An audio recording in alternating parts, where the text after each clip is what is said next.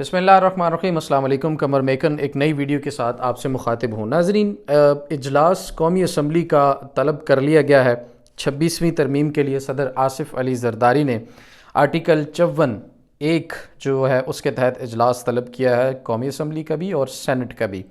अब ये इजलास होगा 17 अक्टूबर को, यानी कि कल सपहर 4 बजे।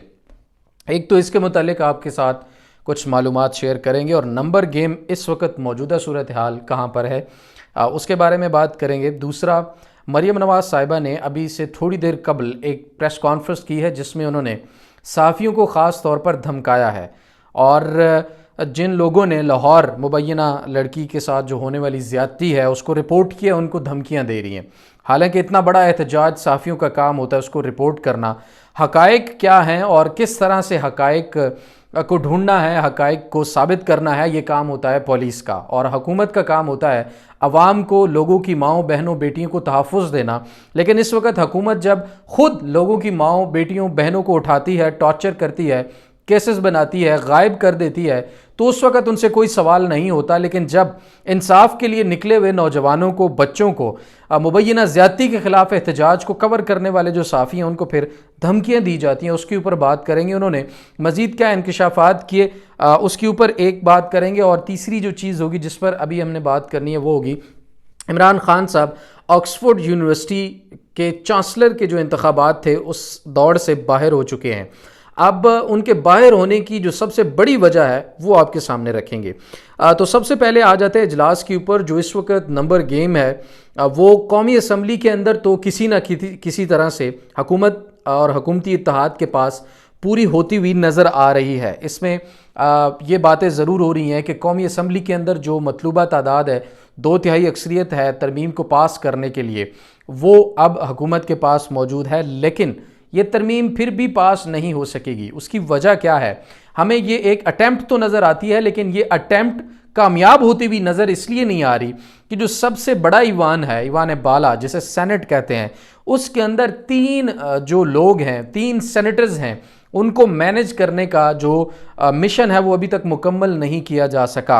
अब सेनेट के अंदर अगर ये मुकम्मल तादाद नहीं होगी 2/3 अक्सरियत के लिए, क्योंकि दोनों ईवानों से तरमीम का अलग अलग पास होना ज़रूरी है, तो सेनेट के अंदर अगर मतलूबा तादाद पूरी नहीं होगी तो फिर सेनेट से ये बिल पास नहीं हो सकेगा। और ये भी हो सकता है मुमकिना तौर पर कि कुछ तरमीम पास हो जाएं और कुछ तरमीम पास ना हो। अब ये देखना होगा कि किसके मुसव्वदे से जो तरमीम आई गई हैं, जो मुसव्वदा मुश्तरका बनाया जाएगा, उसमें किस किस जमात की कौन कौन सी तरमीम मौजूद हैं और उन तरमीम में कौन कौन सी पास होती हैं और कौन कौन सी मुखालफत हो जाती है। ये भी तो हो सकता है कि मतलूबा तादाद जो है वो किसी ख़ास तरमीम के हक़ में तो वोट दे दे, लेकिन बाकी तरमीम के हक़ में वोट ना दे, तो कुछ पार्टीज़, कुछ लोग इसमें कामयाब हो सकते हैं और कुछ जो हैं वो नाकाम भी हो सकते हैं। यानी कि जो तरमीम है उनमें से कुछ जो सिलेक्टेड तरमीम है वो हो सकता है पास हो जाए और बाकी हो सकता है कि ना हो। ये क्योंकि प्रोसेस होता है, एक ख़ास जो वक्त होता है उसके अंदर डिफरेंट चीज़ें डिस्कस होती हैं, उनके बारे में वोटिंग होती है, तो फिर ये तरमीम जो है वो पास की जाती है। तो फ्लोर क्रॉसिंग के ज़रिए हो सकता है कि कौमी असम्बली की जो इस वक्त तादाद है मतलूबा वो पूरी कर ली जाए, लेकिन सेनेट के अंदर हमारे ज़राए के मुताबिक जो 3 लोग हैं, 3 मज़ीद वोट्स जो हैं उनको मैनेज करने में अभी तक हुकूमत जिस वक्त हम बात कर रहे हैं वो नाकाम नज़र आती है। इसलिए ये अटैम्प्ट होगी, ज़रूर होगी। हम बहुत अरसे से आपको बता रहे हैं कि हुकूमत अपनी कोशिश ज़रूर पूरी करेगी, लेकिन उसको मतलूबा तादाद हासिल करने में नाकामी होगी और ये आइनी तरमीम नहीं हो पाएगी। और अगर हो भी जाती है तो इस तरह की आइनी तरमीम नहीं होगी जो मुसव्वदा पहले पेश किया गया था और उसके ऊपर उसको पास करवाने की कोशिश की गई थी। ये मुसव्वदा उस मुसव्वदे के सामने जो है वो कुछ भी नहीं है, तो उसमें जो है बहुत बड़ी बड़ी तब्दीलियां जो है वो देखने में आ सकती हैं। बहरहाल मौलाना फजलुर रहमान ने जो बिलावल भुट्टो ज़रदारी के साथ इत्तफ़ाक़ राय की खबर दी थी वो इस हद तक थी कि जो हमारा मुसव्वदा यानी JUIF का मुसव्वदा है उसके मुताबिक तरमीम के लिए इत्तफ़ाक़ हो गया। अगर इसके ख़िलाफ़ कोई चीज़ होगी तो उसे कबूल नहीं किया जाएगा। उस सूरत में मौलाना का बिलावल भुट्टो ज़रदारी के साथ जो इत्तफ़ाक़ है वो ख़त्म भी हो सकता है अगर मौलाना की किसी मुजव्वज़ा तरमीम या मुसव्वदे को ना माना गया तो। تو یہ بات ہے، اور مولانا کے پاس آئینی عدالت کا جو مسودے کے اندر ذکر ہی نہیں ہے، صرف آئینی بینچ ہوگا، اور پھر 18ویں ترامیم کو بحال کرنے پر بھی اتفاق جو ہوا ہے اس کو بھی اگر ہم دیکھیں تو اگلے چیف جسٹس منصور علی شاہ ہی ہوں گے، اور ان کے ہی زیر سرپرستی پھر وہ آئینی بینچ بنایا جائے گا جو پھر آئینی معاملات کو سنے گا۔ تو پھر یہ والی جو ترامیم ہے ان کا اثر ان والی ترامیم کی طرح نہیں ہوگا جو راتوں رات ڈاکہ مار کے پہلے پاس کروانے کی کوشش جو ہے وہ کی گئی تھی۔ یہ تو خیر ہو گیا 17 اکتوبر کو جو اجلاس بلایا گیا اس کی تمام تر کہانی اور پس پردہ جو حقائق ہیں وہ۔ اب عمران خان کا جو اس ٹاپک پہ آتے ہیں، عمران خان صاحب کا جو آکسفورڈ یونیورسٹی کے اندر چانسلر کے الیکشن تھے اس سے باہر ہونے کی جو وجہ سامنے آ رہی ہے وہ یہ ہے کہ ان کا ایک کرمنل کیس کے اندر جو ہے کنوکٹ ہو جانا ہے، اس میں ان کا سزا یافتہ ہونا ہے۔ تو آپ کو پتہ ہے کہ عمران خان تو 4 کیسز میں سزا یافتہ ہیں، اور 4 کیسز میں جو کرمنل کیسز ہیں وہ ان میں ان میں بھی وہ سزا یافتہ ظاہر ہے اس وقت ہیں، اور اس کی وجہ سے پھر ان کو جو چانسلر کی دوڑ سے اس وقت باہر کر دیا گیا ہے۔ آئی ہوپ اس میں کوئی اپیل کا بھی ظاہر ہے، کوئی نہ کوئی سکوپ ہوگا، کوئی نہ کوئی طریقہ کار ہوگا کہ اس میں یونیورسٹی انتظامیہ کے سامنے اپیل کی جا سکتی ہو جس میں بتایا جا سکے کہ تمام تر سزائیں جو ہیں وہ اس وقت ختم ہو چکی ہیں، اور عمران خان صرف ایک ایسے کیس میں اندر ہے جس کی سزا ابھی تک نہیں سنائے گی۔ تو یہ میرے خیال میں جو یونیورسٹی ہے اس کی انتظامیہ کو معلومات کی کمی کا سامنا بھی ضرور ہوگا، تو ان کو ہوپ فلی جب دوبارہ معلومات دے دی جائیں گی تو ہو سکتا ہے اس کے اوپر کوئی نظر ثانی ہو، لیکن اہم بات یہ ہے کہ اگر اس کے اوپر نظر ثانی ہوتی ہے اور عمران خان واپس دوڑ میں شامل ہو جاتے ہیں تو بھی بڑی خبریں ہیں، عمران خان اس میں پہلے سے شامل ہوتے اور اس لسٹ کے اندر آ جانے والی میں بھی اگر عمران خان کا نام ہوتا تو بھی بڑی خبریں ہوتی ہیں۔ اب جب کہ عمران خان لسٹ سے باہر ہو گئے ہیں تو بھی خبریں لگ رہی ہیں کہ کیوں باہر ہو گئے ہیں، ان کو لسٹ میں کیوں شامل نہیں کیا گیا، یہ بھی بڑے سوالات ہیں۔ بہرحال ان کا جو ایک موقف تھا، ان کا جو ایک ایسا طریقہ کار تھا جس سے ان کو توجہ حاصل ہو سکتی ہے انٹرنیشنل میڈیا کی، اس میں وہ کامیاب ہوئے، اور عمران خان انٹرنیشنل میڈیا میں ڈسکس ضرور ہو رہا ہے۔ کل سے ہم نے دیکھا کہ جمائمہ گولڈ سمتھ یعنی جمائمہ خان سابقہ اہلیہ عمران خان کی، وہ بھی بڑی ایکٹیو ہیں۔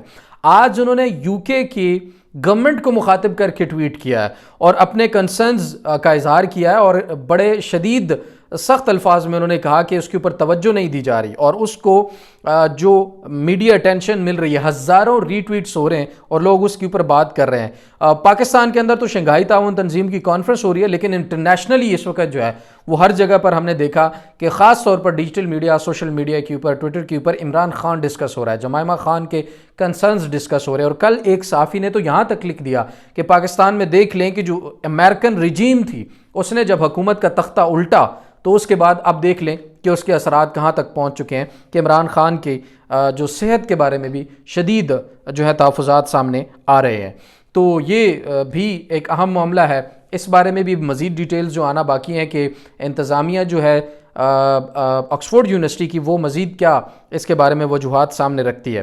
اب آتے ہیں مریم نواز صاحبہ نے جو پریس کانفرنس کی ہے، میں حیران اس بات پر ہوں کہ ان کے وزیر اپنے خود آتے ہیں، وہ کہتے ہیں کہ جو فوٹیج ہے وہ غائب ہے، سی سی ٹی وی کی فوٹیج غائب کر دی گئی ہے، پھر وہ کہتے ہیں کہ ہم نے کالج کو وہ جو اس کی رجسٹریشن ہے وہ کینسل کر دی ہے، پھر وہ کہتے ہیں کہ ہم نے بندہ گرفتار کر لیا ہے، پھر وہ یقین دلاتے ہیں لوگوں کو، عوام کو کہ ہم ساری کارروائی کر رہے ہیں، لیکن اس کے بعد ایک دم جو ایس ایس پی شہر بانو نقوی صاحبہ ہیں ان کے ساتھ مبینہ زیادتی جس لڑکی کے ساتھ اس کے گھر والے آتے ہیں اور وہ کہتے ہیں کہ کسی قسم کا کوئی یہ واقعہ ہوا ہی نہیں ہے۔ چلے مان لیتے ہیں کوئی واقعہ نہیں ہوا، لیکن سوالات جو اٹھتے ہیں ان کے جوابات جو ہیں وہ ضرور دینے چاہیے اور ان کو ایڈریس کرنا چاہیے تاکہ عوام کے اندر جو اس وقت موجود کیوس ہے وہ ختم ہو، اور حکومت کے اوپر جو الزامات لگ رہے ہیں حکومت کو بھی اس کی صفائی ضرور دینی چاہیے۔ پولیس یہ کہہ رہی ہے کہ اگر کسی کے پاس کوئی ثبوت ہے تو وہ سامنے لے آئے۔ کیا پولیس کا خود کا کام نہیں ہے کہ وہ ثبوت اکٹھے کرے، وہ وہاں پر جا کر فورینزک کرے؟ کوئی کسی قسم کا اس جگہ کا جہاں پر یہ الزام لگایا جا رہا ہے کہ لڑکی کے ساتھ زیادتی، اس کا کوئی فورینزک ہوا کہ وہاں پر اس وقت میں کتنے لوگ آدمی تھے، کتنے آدمی تھے، کس کے ساتھ کیا ہوا کیا نہیں ہوا، کوئی فوٹیج کو ویریفائی کیا جائے، مکس اینڈ میچ کیا جائے؟ کوئی تحقیقات سامنے نہیں ہے، صرف یہ کہا جا رہا ہے کہ یہ ایک الزام ہے۔ اور پھر مریم نواز صاحبہ نے اب یہ بھی کہہ دیا کہ تحریک انصاف اس کی بیک پر تھی اور دہشت گرد جماعت جو ہے اس نے یہ پروپیگنڈا جو ہے وہ بنایا۔ پھر ایک لڑکی نے انٹرویو دیا تھا جس نے یہ سارا واقعہ میڈیا کے اوپر بیان کیا تھا. وہ مریم نواز صاحبہ کے ساتھ بیٹھی تھی اور اس بچی نے آج یہ کہا کہ مجھ سے جو وہ والا انٹرویو لیا گیا تھا جس میں اس نے مبینہ زیادتی کا ذکر کیا تھا اور واقعہ بیان کیا تھا وہ زبردستی لیا گیا تھا, مجھے مجبور کر کے وہ انٹرویو جو ہے وہ مجھ سے لیا گیا تھا. بڑا حیران کن ہے کہ اس وقت سڑک کے اوپر کھڑی ہو کے احتجاج کے درمیان وہاں پر ہزاروں بچے ہیں اور وہ ایک صحافی کو انٹرویو دے رہی ہیں تو وہ ایک زبردستی ہے. لیکن اس پر بھی تو سوالات اٹھتے ہیں کہ یہ جو مریم نواز صاحبہ کے ساتھ بیٹھ کے آج اس نے بیان دیا ہے کیا وہ زبردستی نہیں ہو سکتا؟ یہ بھی تو چانسز ہیں. تو صاف اور شفاف تحقیقات کے لیے آپ صرف پریشر ڈال کے زبردستی کسی کو روکنے کی کوشش نہیں کر سکتے. آپ عوام کے سامنے اپنے اس کیس کو رکھیں, اس کی فیئر انویسٹیگیشن کریں. فیئر انویسٹیگیشن کرنے کے بعد اگر یہ اس قسم کا کوئی واقعہ ہے تو اس کو قرار واقعی سزا دیں, بجائے اس کے کہ یہ بڑا سینسٹیو معاملہ ہے. اور جو لاہور کے گورنمنٹ وومن یونیورسٹی کے اندر واقعہ ہوا اس کو بھی کہا جا رہا ہے کہ وہ فیک ہے.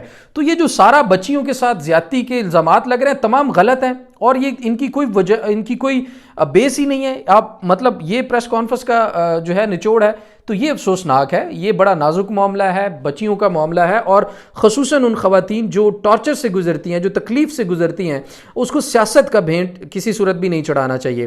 کل جب تحریک انصاف کے لوگ کہہ رہے تھے کہ احتجاج ہونا چاہیے, فلاں ہونا چاہیے, تو تب بھی ہم نے کہا کہ تحریک انصاف کے لوگوں کو بھی چاہیے کہ اس کو سیاسی رنگ نہ دے.